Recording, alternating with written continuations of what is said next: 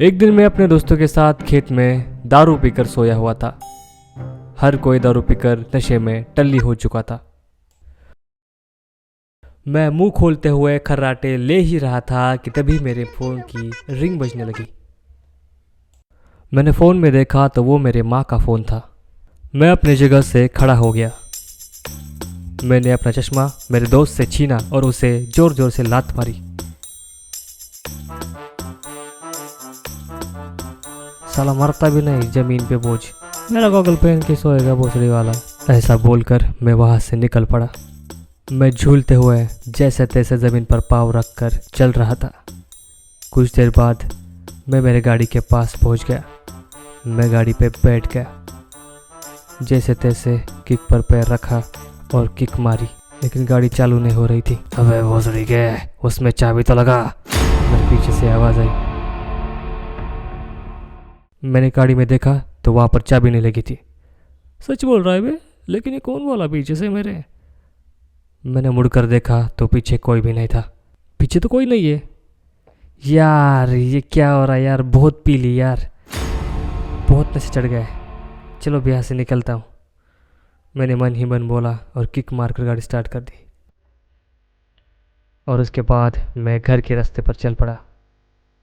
मैं बहुत ज़्यादा नशे में था। मेरी आँख नींद की वजह से बंद हो रही थी। मेरी गाड़ी कभी दाएं जाती तो कभी बाएं जाती, कभी दाएं जाती तो कभी बाएं जाती। ऐसा करते करते मेरी झपकी लग गई और मैं गाड़ी से गिर गया। गाड़ी से गिरकर मैं एक गड्ढे में जाके गिर गया।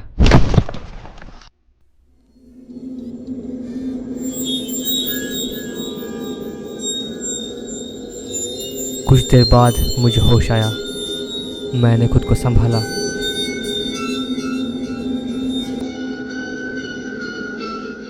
मैं उस गड्ढे से उठकर गाड़ी की ओर चल पड़ा।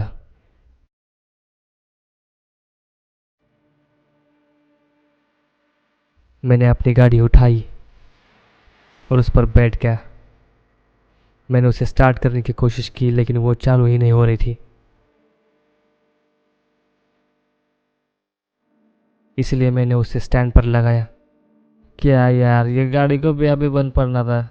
एक तो बाप घर से चिल्ला रहा है और ये गाड़ी स्टार्ट नहीं हो रही। यार ये सिर क्यों दुख रहा है? लगता है सिर में खड़ो चाहिए। ये क्या है? ये तो शर्ट पर भी थोड़ा सा खून, शायद खून नहीं होगा, किसी ने पान खाकर थूक गया होगा। चलो घर की तरफ जाता हूँ। ऐसा कहकर मैं घर की तरफ चलने लगा। मैं घर की तरफ बढ़ ही रहा था कि तभी मेरा फ़ोन बजने लगा। हेलो। अबे मनिया, जल्दी से घर लौट। लेकिन मैं तो मनिया है ही ना हूँ। अबे मनिया का फ़ोन दे, मैं मनिया का बाप बात कर रहा हूँ। अरे अंकल ये मेरा फ़ोन है, मनिया का फ़ोन नहीं है, कैसी बातें कर रहे हो आप? अरे ये मनिया का फ़ोन है, तेरा फ़ोन नहीं है, जल्दी से उसे फ़ोन दे। आप मेरे बाप नहीं हो क्या यार? अबे फिर जल्दी से फ़ोन उसे ला कर दे, फ़ोन रख। और फिर उन्होंने फ़ोन काट दिया। शराब के नशे में मैं मेरी बाप की आवाज़ ही भूल गया था। फिर मेरे दिमाग में एक बात आई कि मैंने फ़ोन तो मन्या की जेब से बाहर निकाला था, इसका मतलब ये मन्या का फ़ोन है। उसके बाद मैं खेत की तरफ चल पड़ा। तभी मैंने देखा कि एक छमिया बोर्ड पर साड़ी पहनकर खड़ी हुई है। इतनी रात गए, ये कौन सी औरत बोर्ड पर खड़ी है? मैं मन ही मन सोचने लगा था कि तभी वो औरत मेरे सामने आकर खड़ी हो गई। अचानक उसे अपने चेहरे के सामने देख मैं घबरा गया। वो मेरी तरफ देख भयानक आवाज़ में हंसने लगी। उसका चेहरा काफ़ी डरावना था। तभी मेरी नज़र उसके पैरों पर पड़ी। उसके पैर उल्टे थे, यानी कि वो एक चुड़ैल थी। मेरे पैरों तले ज़मीन फिसल गई और मैं वहाँ से भाग खड़ा हुआ। मैं अपनी जान मुट्ठी में लेकर वहाँ से भाग रहा था। कुछ देर आगे जाने के बाद मैं ज़मीन पर लेट गया और ज़ोर ज़ोर से हाँफने लगा। कुछ देर बाद मैं फिर से खेत की तरफ चल पड़ा। चलते हुए मैंने देखा कि दूर एक बोन फायर जल रही है। यार एक कौन लोग हैं जो इतनी रात बोन फायर कर रहे हैं? मैंने मन ही मन बोला और उन लोगों की तरफ चल दिया। मैं चलते हुए उन लोगों के पास जाकर बैठ गया। बोन फायर के सामने बैठते ही मेरे पसीने छूटने लगे। उन लोगों का चेहरा देखने के लिए मैंने उनके चेहरे पर ढकी शॉल बाजू में की और उनके चेहरे देख मेरे पैरों तले ज़मीन फिसल गई, क्योंकि ये वही लोग थे जो पिछले साल बोनफायर की आग में जलकर मर चुके थे।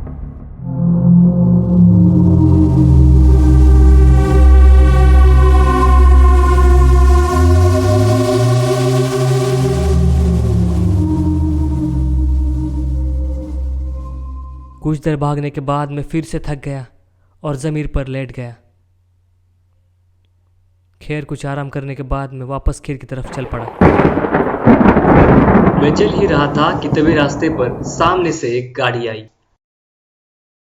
मैंने हाथ जोड़कर उनसे लिफ्ट मांगी, लेकिन उन्होंने मना कर दिया और डर कर वहां से भाग गए। मुझे समझ ही नहीं आ रहा था कि उन्होंने मुझ में ऐसा क्या देखा कि वो मुझे देखकर वहां से डर कर भाग गए। मैं परेशान हो गया और फिर से चलने लगा। तभी मुझे सामने एक बाबा जी हाथ में मशाल लेकर चलते हुए दिखाई दिए। मैं हाथ जोड़कर उनके चरणों में जाकर बैठ गया। मैं जहां भी जा रहा हूं मुझे सब जगह भूत दिखाई दे रहे हैं। उन सभी के पैर उल्टे थे। बाबा जी मेरी मदद कीजिए। उसमें क्या है, खुद के पैर देख। मैंने अपने पैर देखे और मेरे रोंगटे खड़े हो गए, क्योंकि मेरे पैर उल्टे थे। ये देख मेरे होश ही उड़ गए और मैं वहां से भागा।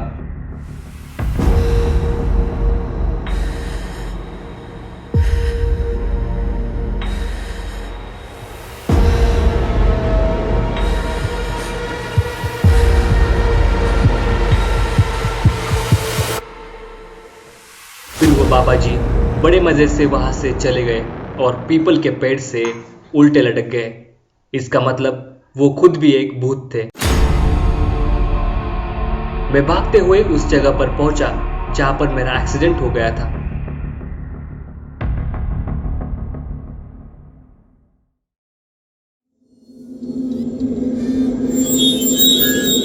मेरी लाश उस गड्ढे में पड़ी हुई थी।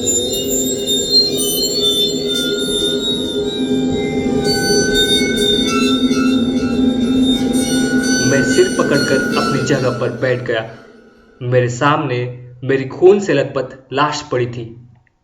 मुझे अब पता चला था कि मुझे सब तरफ भूत ही भूत क्यों दिखाई दे रहे हैं, क्योंकि मैं मर चुका था और खुद भी एक भूत था।